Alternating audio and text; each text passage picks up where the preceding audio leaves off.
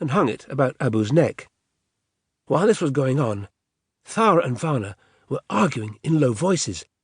It would be Varna's turn next for the investiture. She attempted to move away, but Thara was gripping her wrist.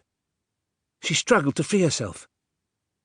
"Please, Thara, you can't go," whispered Thara fiercely. "I won't let you." "I must.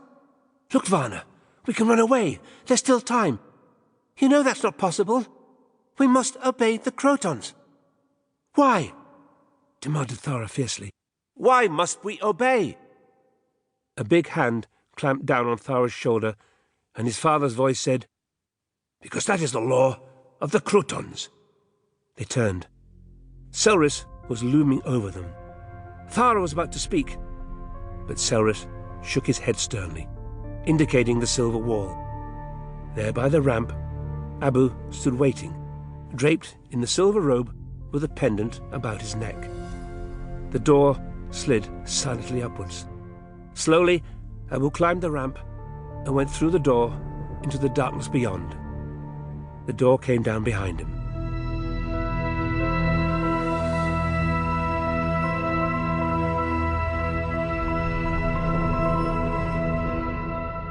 Behind the city of the Gonds there stretched an area known as the Wasteland, a dead, poisoned landscape of rocks and gravel, its monotony broken by the occasional withered plant or petrified tree. Evil-smelling vapours drifted across the bleak terrain. Since nothing lived there, the area was usually silent, except for the melancholy sighing of the chill wind that haunted the wastelands. Suddenly, that silence was broken by a strange, wheezing, groaning sound. The square blue shape of a London police box materialised at the foot of a steep, rocky cliff. The door opened and a man emerged. He was on the small side, with a thatch of untidy black hair and a gentle, rather humorous face. He wore baggy check trousers, a vaguely disreputable-looking frock coat, a wide collared shirt, and a scruffy bow tie. All in all, he was an odd, rather clownish figure, but the little man, like the police box behind him, was considerably more impressive than he seemed to be. He was, in fact, that wandering Time Lord known only as the Doctor, now in his second incarnation. The police box was the TARDIS, an extremely sophisticated space timecraft. Unfortunately, the behaviour of the TARDIS, like that of the Doctor himself, was often erratic in the extreme. Consequently, the Doctor frequently had very little idea as to where, or indeed, when he was. It was this matter that was preoccupying the Doctor's two companions as they followed him from the TARDIS.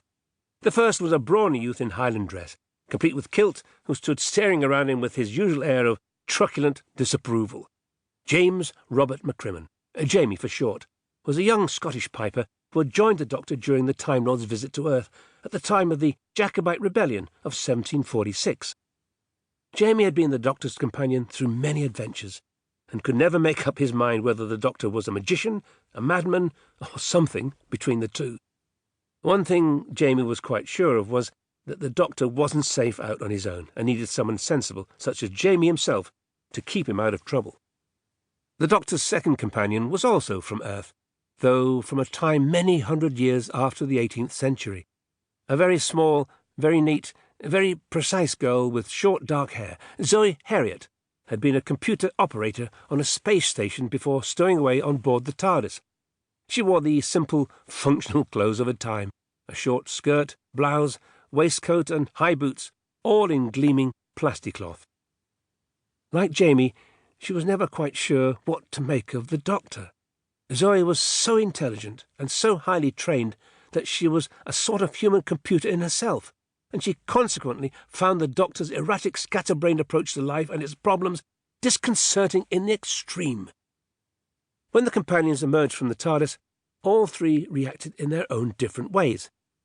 Gazing interestedly around him, the Doctor stretched and said happily, "Lovely, lovely, lovely," bestowing upon the bleak and hostile landscape the benign approval he accorded to almost everything in the cosmos. Jamie glared about suspiciously, alert for enemies, and sniffed the drifting vapours. "Bad eggs. Let's try somewhere else."